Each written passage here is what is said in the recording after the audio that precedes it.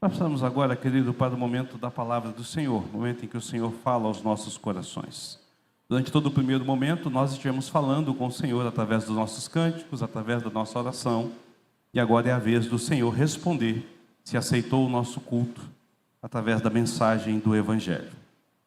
Como todo primeiro domingo do mês, domingo de Santa Ceia, as nossas crianças, elas não saem para ter ali o culto infantil, porque elas ficam para que elas possam perguntar aos pais o que significa a Santa Ceia, e assim os pais terem a oportunidade de evangelizar e ensinar essas crianças.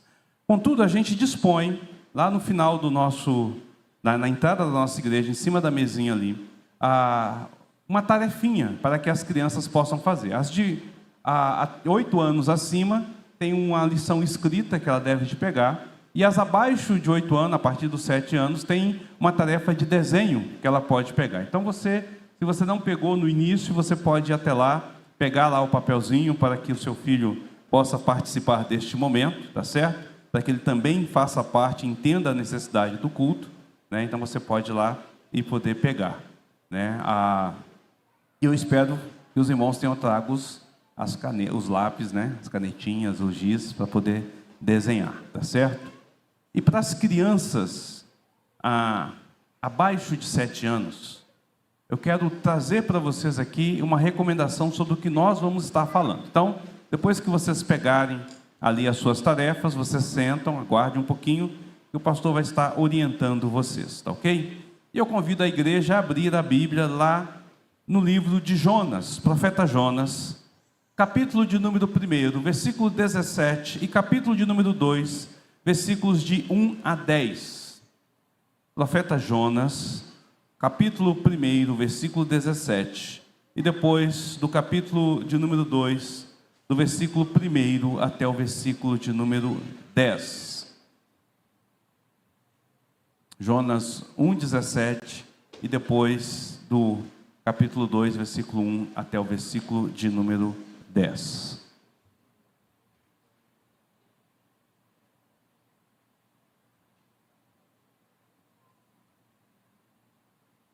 Nós vamos fazer a leitura e logo em seguida eu vou trazer a orientação para as crianças. Vamos fazer essa leitura responsiva. Eu começo com o versículo de número 17, os irmãos leem o versículo 1 do capítulo 2, e aí a gente vai sucessivamente até o versículo de número 10, tá ok? Diz assim a palavra do Senhor: Deparou o Senhor um grande peixe para que tragasse a Jonas, e esteve Jonas 3 dias e 3 noites no ventre do peixe.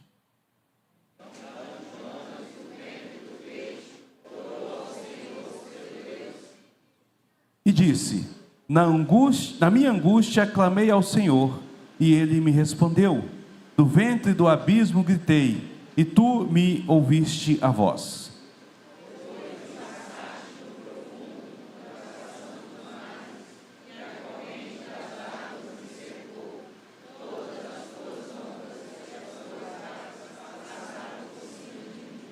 Então eu disse: lançado estou diante dos Teus olhos. Tornarei porventura a ver o Teu santo templo?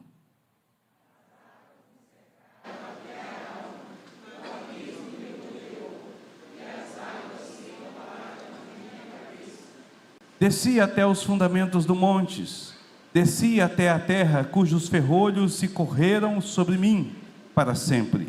Contudo fizeste subir da sepultura a minha vida, ó Senhor meu Deus.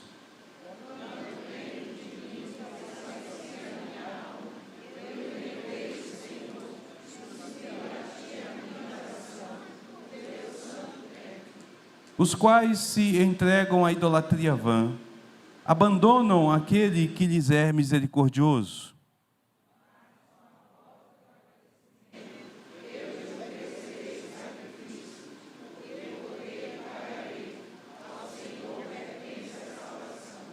Falou, pois, o Senhor ao peixe, e este vomitou Jonas na praia. Agora eu quero convidar as crianças até 7 anos para vir aqui, eu quero orientar vocês. Vem cá, vamos lá? As crianças até 7 anos podem vir aqui à frente. Nossa, você está muito linda. Isaac, João. Vem, pode vir. Pode vir, fica de frente aqui para mim. Aí, fica aqui que eu vou explicar para vocês o que vocês vão fazer, tá certo? Ok? Joia. Então, olha só. Olhem para mim aqui, ó. Deixa eu explicar para vocês o que eu quero. Vem cá, deixa eu explicar para você. Vem. O pastor vai estar falando sobre a história de Jonas, que foi engolido pelo peixe. Vocês já ouviram falar da história de Jonas? Já, né? Então, o que eu quero que vocês façam? Eu gostaria que vocês desenhassem exatamente um peixe e Jonas na barriga do peixe. É difícil? Mas aí você pede ajuda da mamãe para poder ensinar, e o papai. Então vocês vão desenhar um peixe e o Jonas na barriga do peixe. Depois que terminar o culto, eu quero ver o desenho de vocês, tá bom? Tá certo? Então tá ok, podem voltar lá, sentar do lado do papai. Pode falar.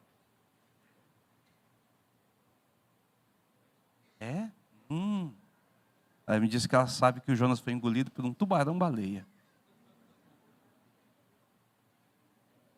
Amém. Vamos orar mais uma vez, queridos? Bondoso Deus, maravilhoso e amado Senhor, eis que estamos diante da Tua palavra tão viva, penetrante e verdadeira. Que o Senhor a aplique aos nossos corações, que sejamos edificados por tudo aquilo que o Senhor tem revelado e aquilo que o Senhor quer revelar às nossas vidas, em nome de Cristo Jesus. Amém. Meus queridos irmãos, há uma única certeza e verdade sobre a vida do pecador. Ele está sempre em declínio. O pecador ele está sempre indo para baixo, ele está sempre caindo. Através das suas próprias atitudes insensatas. Ele vai cada vez mais fundo em sua vida, na tendência ou no querer de fugir da presença do Senhor. Tentar fugir da vontade de Deus é se enroscar nos próprios cordões dos sapatos para tomar uma grande queda. É fato, nada pode estar em perfeita ordem quando se está vivendo em rebeldia à vontade de Deus. Preste atenção, nada na sua vida poderá estar em perfeita ordem enquanto você estiver vivendo em rebeldia à palavra de Deus.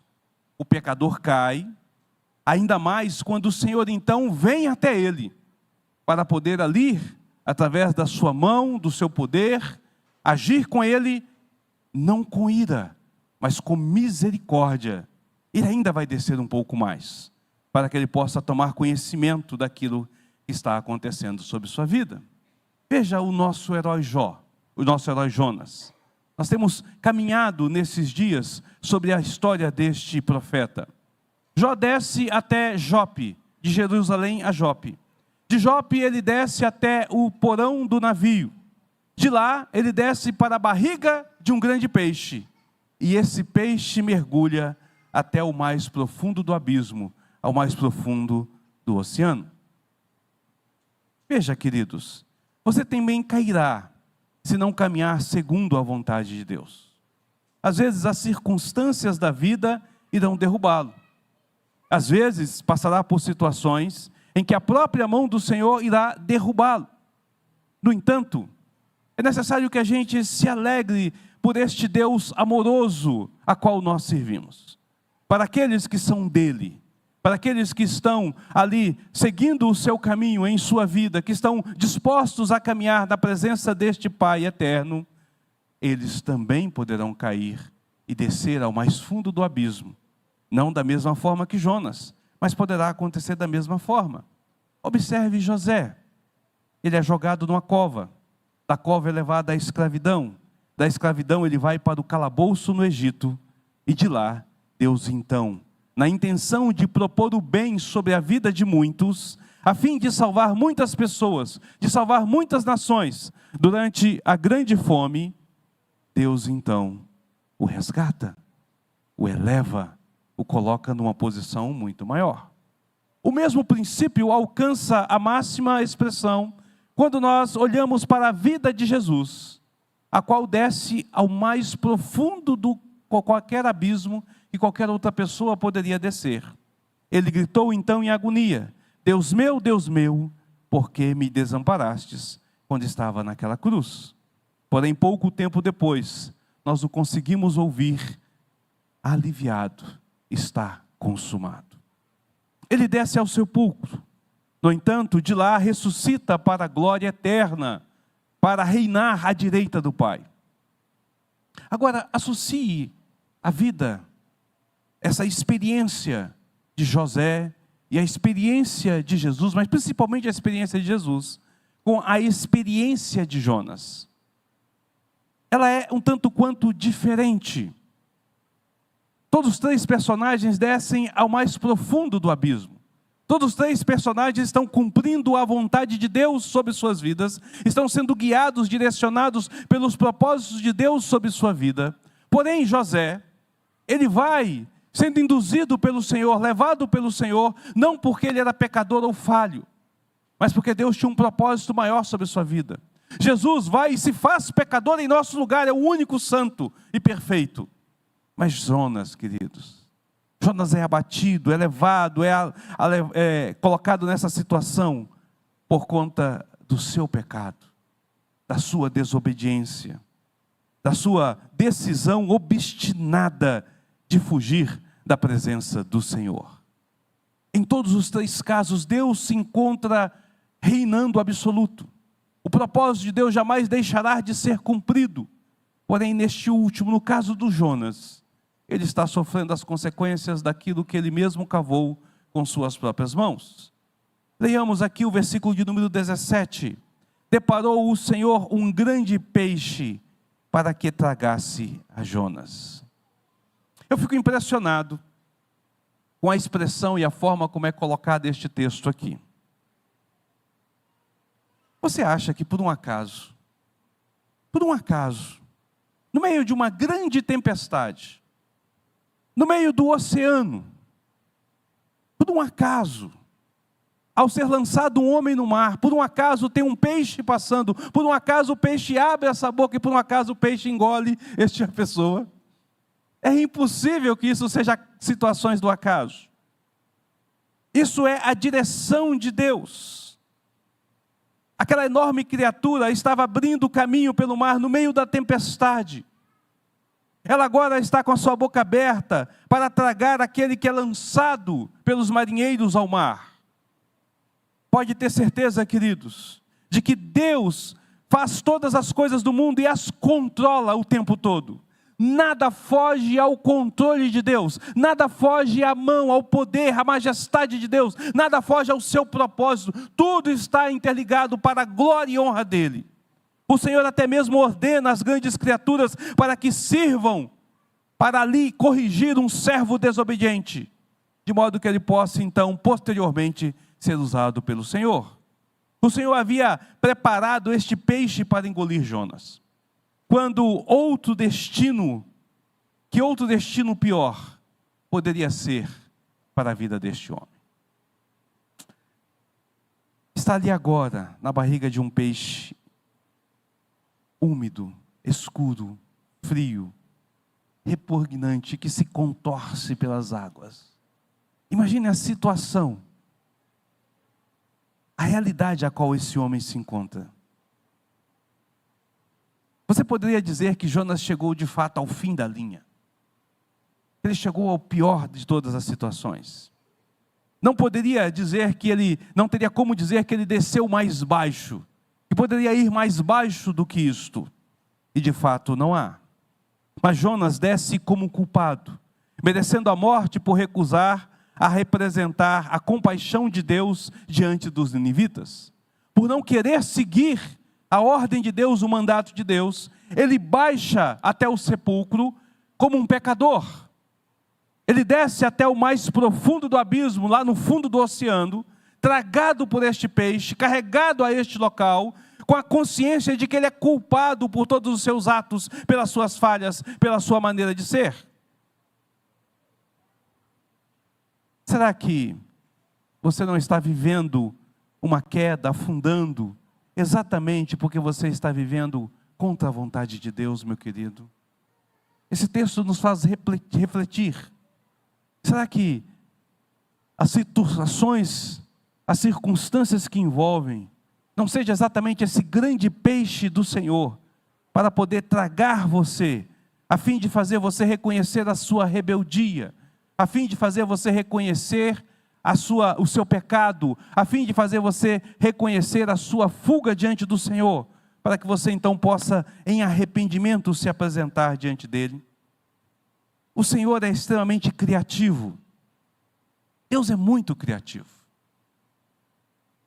Nos seus desígnios, na sua forma de fazer, e nós não devemos de forma alguma subestimar a criatividade do Senhor. Vamos observar Jonas.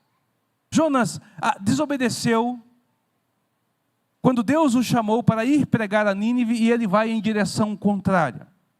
Deus não o impediu de imediato. Não teve um anjo colocado à frente de Jonas para impedir a sua caminhada para Jope. Não houve uma nova revelação do céu, não houve uma voz, não houve um profeta contrário para poder lhe direcionar, não houve empecilhos sobre a estrada. Jonas desce a Jope. Quando Jonas chega a Jope, ele compra a passagem do navio, ele embarca neste navio. Nenhum anjo falou com ele que não poderia fazê-lo. Nada o orienta dizendo que ele não poderia fazê-lo, a não ser a sua consciência de que ele sabia que tinha algo errado na sua própria atitude.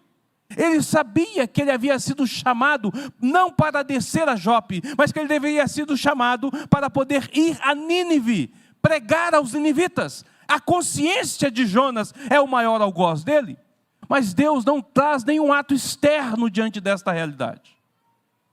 Ele então embarca no navio, desce até o porão, o navio zarpa em direção a Tarsis. No meio do oceano então vem uma tempestade. Ora, Deus manda uma tempestade. A tempestade chacoalha tudo. Deus não fala aos marinheiros de forma tranquila para que os marinheiros pudessem colocar-se diante de Jonas. Deus não usa um animal como usou com Balaão para poder alertá-lo de que ele estava indo contra a vontade do Senhor. Não!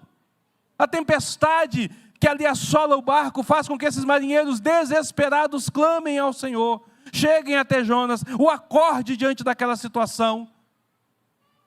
Mas nenhuma voz divina, nenhum ato sobrenatural, a não ser a tempestade aqui no mar, é natural. É natural ter tempestade. A forma como aconteceu é sobrenatural, mas é natural ter. Não há um anjo descendo, não há um clarão, não há uma luz, não há nada que desperte Jonas dessa situação. Poderia ter falado através de um marinheiro, mas ele espera que o medo tomasse esses corações.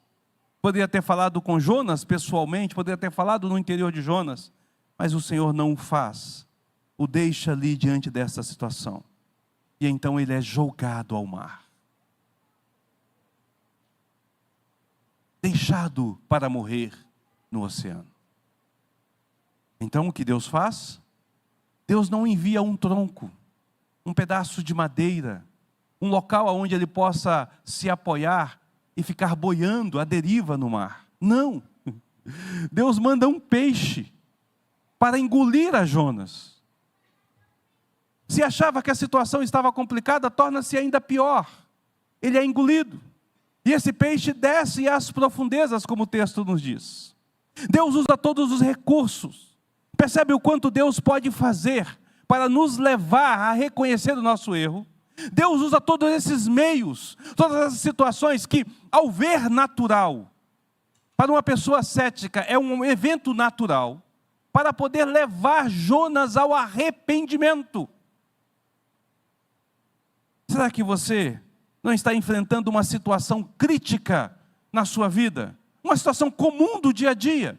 Talvez nos seus negócios, talvez no seu casamento, talvez no seu trabalho, talvez na sua saúde. Uma situação que é comum a qualquer um, mas que Deus está usando isso como forma criativa para chamar a atenção pelo fato de que você está sendo desobediente, de que você não está atento ao chamado, que ainda que a sua consciência, ainda que a sua mente venha falar com você, eu estou errado.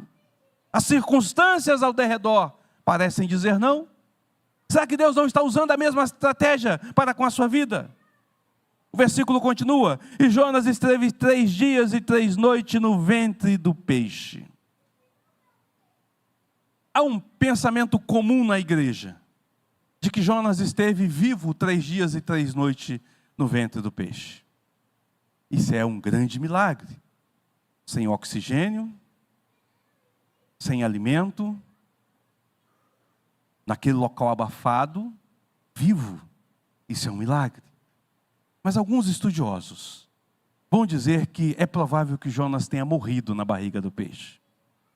Isso se dá pelo fato daquilo que o próprio texto nos diz, e também para a realidade que Jonas apresenta, que o Senhor apresenta, lá em Mateus capítulo 12, versículos 39 e 40, a qual diz: uma geração má e adúltera pede um sinal, mas nenhum sinal lhe será dado, senão o sinal do profeta Jonas. Porque assim como esteve Jonas 3 dias e 3 noites no ventre do grande peixe, assim o Filho do Homem estará 3 dias e 3 noites no coração da terra. Aqui conta o fato de que Jesus fala da sua morte, de que ele desceu ao sepulcro e durante 3 dias ficou sepultado, ao terceiro ele ressurgiu. Jesus de fato morreu. Então os estudiosos, colocando este texto em paralelo, colocando esta realidade, diz: é bem provável que Jonas tenha morrido. E aí, queridos, o milagre é maior ainda.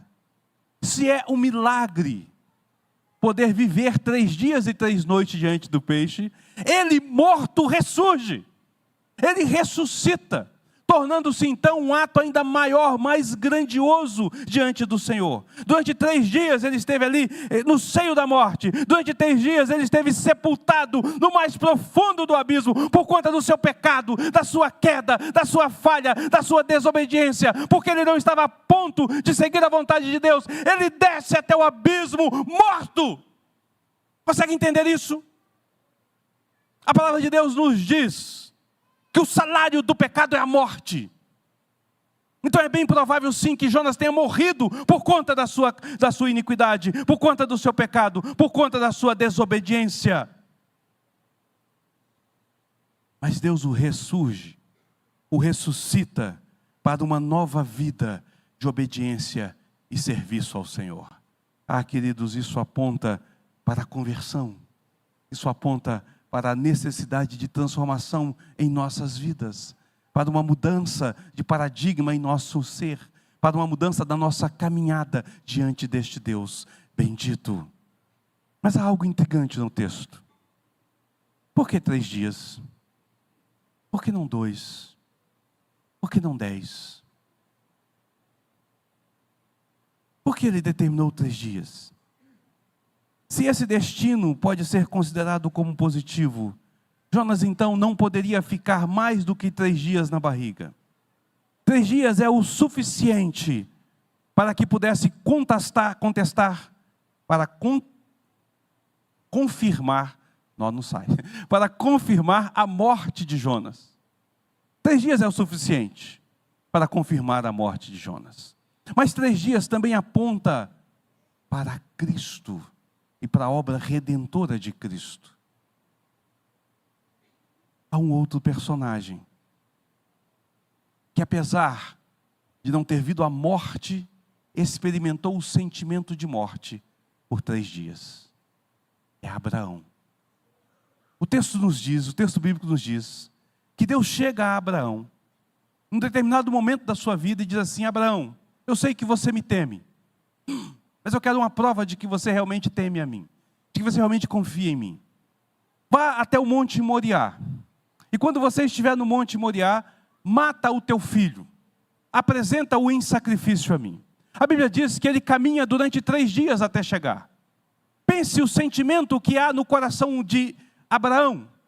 Para Abraão, ele estava certo de que seu filho iria morrer. Na conversa com seu filho, ele diz: nós iremos sacrificar ao Senhor. Na conversa com seu filho, ele diz: Deus proverá o seu sacrifício. Mas ele sabe que Deus pediu a vida do seu filho. O seu filho também desconfia disso quando está subindo o monte. Ele diz: pai, está aqui o fogo, está aqui a faca, está aqui a lenha das minhas costas, mas onde está o cordeiro? Ele também desconfia dessa situação. Mas para Abraão, ele vive o luto.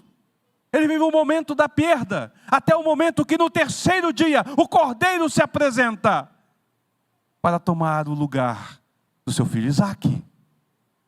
Ora, 3 dias e Cristo surge da sepultura. 3 dias e a morte é desfeita. 3 dias e a eternidade se torna real. 3 dias e é suficiente para que a obra do inferno seja desfeita sobre a vida de todo aquele pecador que se arrepende e se coloca diante deste Senhor. 3 dias é o suficiente, querido. 3 dias é ato importante. Jesus Cristo foi oferecido no monte, vizinho ao monte Moriá, aonde Abraão colocou o seu filho. Mas o monte Moriá é o monte que Israel sacrifica, aonde construiu Jerusalém, até a vinda de Cristo. Tudo apontando para a necessidade deste Redentor. Deus estava castigando a Jonas. Deus estava agindo com misericórdia sobre a vida de Jonas. Deus estava trabalhando sobre o caráter de Jonas, sobre a realidade de Jonas, para que Jonas pudesse então se arrepender e voltar-se ao Senhor. Para que ele pudesse reconhecer a realidade da sua vida e então ele pudesse voltar. Ele é levado até a morte do seu egoísmo, da sua empáfia, do seu orgulho nacional, a morte da sua visão superior como israelita. Ele é humilhado neste fundo do abismo, a sua autoconfiança é anulada numa barriga, no ventre daquele peixe. E ele então cai em si, ele recobra o juízo, reconhece quem de fato ele é, um rebelde, um pecador, alguém que se acha autossuficiente, alguém que acha que pode governar a sua vida, cuidar da sua vida, tomar a direção dos seus passos. Sabe quem também pensava assim de si? Não no sentido de desobediência, não no sentido de não querer obedecer ao Senhor, mas de achar que é autossuficiente, achar que é merecedor, que tem mérito, achar que pela sua vontade, pela sua força, ele também pode fazer aquilo que ele quer. Porém agora o contrário, na intenção de ser obediente ao Senhor, é Pedro. Pedro também passa por isso. Quando Jesus está ali, conversando com seus discípulos na cerimônia do lava-pés, antes da Santa Ceia, quando ele começa a falar que todos iriam abandoná-lo, e que ele então ficaria sozinho, porque era necessário que se cumprissem as Escrituras, que ele iria até o madeiro, que ele ia morrer, mas ao terceiro dia ia ressuscitar. Pedro na sua arrogância, Pedro no seu orgulho, Pedro na sua religiosidade, Pedro naquilo que ele acha que ele é. Pedro diz: não, Senhor, qualquer outro menos eu. Eu jamais irei abandonar o Senhor. Eu jamais irei deixar o Senhor. Ainda que eu morra, eu estarei com você. Ainda que eu morra, eu irei até lá. Eu seguirei até o final. Mas Jesus responde com Pedro e diz assim: Pedro, coitadinho de você, Pedro. Ah, Pedro, coitado. Pedro, deixa eu te falar uma coisa. Nesse mesmo dia de hoje, Satanás o requereu para si. Queria peneirá-lo. Queria levar você. E eu é que não deixei. Você vai me negar, Pedro? Você vai me negar? Jesus é preso. Todos os discípulos fogem. Pedro, no seu rompante, segue. Vai à casa de Caifás. Enquanto Jesus é julgado, ele está ali observando e vendo tudo. Pensa o turbilhão de pensamentos que passa sobre a cabeça de Pedro. Então vem uma serva, fala alguma coisa e Pedro diz: não, eu não o conheço. Depois vem um outro, ele diz: não, não, de forma alguma. E finalmente passa um terceiro e ele diz: não, não. E começa a blasfemar. Ele começa a praguejar. Ele começa a dizer alguns impropérios diante da situação. Marcos nos diz que nesse exato momento, enquanto Jesus atravessava do patíbulo para o outro, Jesus troca olhar com Pedro e o galo canta. Então Pedro sai de desesperado, chorando, abatido, cabisbaixo, moribundo diante da situação. reconhecendo que ele só tinha orgulho, reconhecendo que ele só tinha empáfia, reconhecendo que ele só tinha vaidade em si, reconhecendo que toda a sua arrogância não passava de religiosidade vazia, que ele precisava de algo mais, que ele precisava de Cristo sobre a sua vida. Então Jesus morre, e ao terceiro dia Jesus ressuscita. Pouco tempo depois, há um encontro maravilhoso na areia. Está ali Jesus e Pedro. Pedro meio calado, sem saber do que falar. Quantos pensamentos, quantas coisas passam sobre a sua mente. Jesus então diz: Pedro, tu me amas? O Senhor sabe que eu te amo, então apacenta as minhas ovelhas. Pedro, tu me amas? O Senhor sabe que eu te amo, então apacenta as minhas ovelhas. Pedro, tu me amas? Senhor, coitadinho de mim. Senhor, o Senhor conhece todas as coisas, o Senhor sabe que meu amor para o Senhor não é tão grande quanto eu gostaria que fosse, o Senhor sabe que a minha vontade de servir ao Senhor não é tão grande como eu gostaria que fosse, você sabe que o meu orgulho me levou a ir contra o Senhor, contra a tua palavra, ainda que quisesse ajudá-lo, ainda que quisesse estar ao teu lado, o Senhor sabe, o Senhor me conhece, Senhor. E Jesus diz: apacenta as minhas ovelhas. Meus amados irmãos, há duas formas, há duas maneiras em que nós podemos estar errado diante de Deus. A primeira é no ato da rebeldia, em que a palavra de Deus se apresenta e nós dizemos não para Ele. Então nós fugimos da presença desse Senhor, como Jonas fez. A segunda é na autossuficiência, quando Deus diz que nós não somos capazes, nós nos achamos mais do que somos. Então nós também falhamos diante deste Deus. Não há outra forma de entender esta realidade. Jonas está aqui. Versículo 1 do capítulo 2, nos é dito assim: então Jonas, do ventre do peixe, orou ao Senhor seu Deus. Jonas é profeta do Senhor. Jonas é um israelita, como diria na nossa gíria, raiz. Nasceu entre os judeus, servo do Deus Altíssimo, criado em Israel, vocacionado para ser o porta-voz de Deus. Mas por incrível que pareça, até o exato momento, nós não ouvimos uma única menção de que Jonas tivesse orado. Não há nenhum indício de que Jonas tivesse orado. O capítulo 1 diz que Deus aparece a Jonas e diz: Jonas, vai até Nínive. E Jonas se dispõe a ir ao contrário. Jonas entra no barco, Jonas desce ao porão. Há um momento em que há essa necessidade.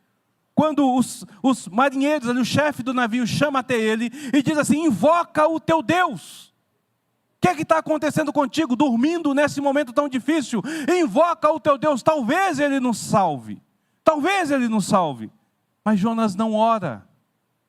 A expressão invocar, expelida por este mestre do navio, tem um sentido intenso de angústia e ansiedade. Ele está dizendo: o navio está afundando, nós temos pouca chance ou nenhuma chance de sair. Então clame mais alto do que as tempestades, para ver se o seu Deus ouve. E talvez ele ouvindo, talvez ele possa vir e possa nos salvar. Mas Jonas não orou. Jonas não orou no porão. Jonas não orou no convés. Ele não clamou, porque a sua consciência o impede. Ele não estava no ponto certo para se arrepender. Ele não conseguiria orar até que estivesse pronto para fazer a vontade de Deus e ir até Nínive. Então ele não ora. Às vezes, você tem dificuldade em orar. Talvez o motivo de você não estar conseguindo se colocar diante do Senhor seja porque a sua consciência o está impedindo. O pecado não confessado é como uma espinha na garganta. Não há como você falar com facilidade. É preciso tirar aquela obstrução. Se você está separado de um irmão, ou está fugindo da palavra do Senhor, isso pode afetar de forma drástica a sua vida de oração. A sua alma murchará com a perda da comunhão vital com o Senhor. Se você tem escondido dos homens um pecado seu, se você tem evitado cumprir a vontade de Deus, tem suprimido a palavra do Senhor sobre sua vida, isso fará você evitar a oração, como Jonas fez. Ah, queridos, talvez você tenha fugido, esteja fugindo há muito tempo. Talvez o motivo dessa sua letargia, deste seu medo, dessa sua impaciência, de suas dúvidas, talvez seja exatamente porque Deus tem falado à sua consciência e você tem renegado, tem abandonado, tem abdicado desta voz, não querendo ouvir, não querendo prestar atenção. Talvez esse seja um dos motivos pelo qual você não se sinta bem à casa do Senhor. Talvez esse seja um dos motivos pelo qual você não consiga olhar para a palavra de Deus e ler a palavra e compreender aquilo que o Senhor está escrevendo ou está dizendo a você. O pecado faz separação entre nós e o nosso Deus. Assim nos diz a palavra do Senhor. E o seu pecado pode ser pela desobediência ou pode ser pela arrogância. Em ambos os casos, você não está fazendo a vontade de Deus. Você não tem ouvido Deus sobre a sua vida. Mas hoje, aqui nesse exato momento, o Senhor está abrindo os seus olhos. Está chamando a sua atenção. Talvez ressuscitando você do fundo do abismo, do poço da incredulidade, do poço da rebeldia, do mais profundo, da onde a sua alma se encontra. Talvez Deus esteja chamando. Ouça a voz do Senhor nesta noite, porque Ele o está ressuscitando desta morte, de rebeldia, de pecado, de fuga da presença do Senhor, para trazê-lo para uma vida nova de obediência e prazer nele. Ouça a voz através do Espírito Santo. Ouça o chamado do Senhor através das Sagradas Escrituras. Assim como Lázaro ouviu e saiu da sepultura, talvez seja a hora de você ouvir e levantar-se e erguer-se do fundo onde você se encontra. Como é que está a sua vida, meu querido? Como é que está o seu íntimo com o Senhor? Como é que você tem caminhado diante deste Deus? Se essa mensagem faz sentido à sua vida, se ela faz sentido ao seu coração, se você percebe que por algum momento, por algum motivo, o seu ato é de rebeldia contra o Senhor, ou é de vaidade diante do Senhor, curve-se diante do Senhor, renda-se a Ele e peça para que Ele venha sobre sua vida para lhe trazer a vida necessária. Afinal, ao terceiro dia, Cristo ressuscitou e nele todos os pecadores arrependidos recebem a ressurreição e a nova vida. Baixe sua cabeça, feche seus olhos. Vamos orar nesse instante.